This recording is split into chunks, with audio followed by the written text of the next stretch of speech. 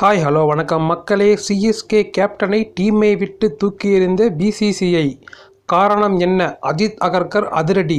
சமீபத்தில் நடந்து முடிந்த ஜிம்பாப்வே டி20 தொடரில் சிறப்பாக ஆடியிருந்த சிஎஸ்கே அணியின் கேப்டன் ருத்துராஜ் கெய்க்வாட் மற்றும் அதிரடி துவக்க வீரர் அபிஷேக் சர்மாவுக்கு இந்திய டி20 அணியில் மீண்டும் இடம் அளிக்கப்படவில்லை.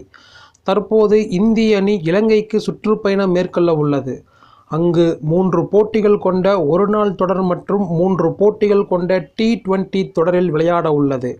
அதில் டி20 தொடருக்கான அணியில் ருத்துராஜ் கெய்க்வாட் மற்றும் அபிஷேக் சர்மா இடம் பெறுவார்கள் என எதிர்பார்க்கப்பட்ட நிலையில் அவர்களுக்கு இடம் அளிக்கப்படவில்லை. இது குறித்து பத்திரிகையாளர் சந்திப்பில் தேர்வுக்குழு தலைவர் அஜித் அகர்கரிடம் கேள்வி எழுப்பப்பட்டது. அதற்கு பதிலளித்த அகர்கர், ஒரு அணியில் 15 வீரர்களைத்தான் தேர்வு செய்ய முடியும் என கராராக கூறினார். அதனால் ரசிகர்கள் ஏமாற்றம் அடைந்துள்ளனர். தோனியால் பட்டை தீட்டப்பட்ட ருத்துராஜ் கெய்க்வாட் தற்போது டி20 போட்டிகளில் சிறப்பாக விளையாடி வருகிறார். ஒவ்வொரு IPL தொடரிலும் அவர் அதிக ரன் குவித்து வருகிறார். மேலும் அவரது தலைமை பண்பை கவனித்த தோனி அவரை சென்னை சூப்பர் கிங்ஸ் அணியின் கேப்டனாகவும் நியமித்திருக்கிறார். IPL உலகில் அவர் முன்னணி வீரராக இருக்கும் நிலையில் இந்திய அணியில் அவர் புறம் தள்ளப்பட்டு ஒதுக்கப்பட்டிருக்கிறார்.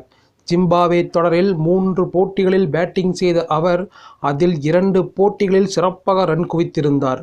ஒரு முறை 77 ரன்களும் மற்றொரு முறை 49 ரன்களும் குவித்திருந்தார். மேலும் 3ஆம் வரிசை 4ஆம் வரிசை என எந்த இடத்தில் ஆடினாலும் அவர் சிறப்பாக ரன் குவித்து தனது ஃபார்மை நிரூபித்திருந்தார். இந்த நிலையில் அவருக்கு இலங்கை சுற்றுப்பயணத்தில் வாய்ப்பு கிடைக்கவில்லை.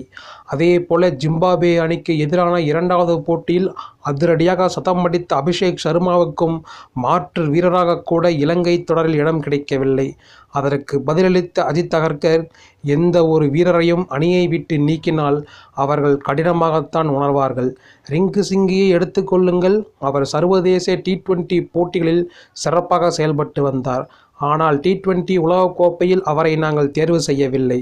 எங்களால் 15 வீரர்கள் கொண்ட அணியை மட்டுமே தேர்வு செய்ய முடியும் என்று அவர் கூறினார்.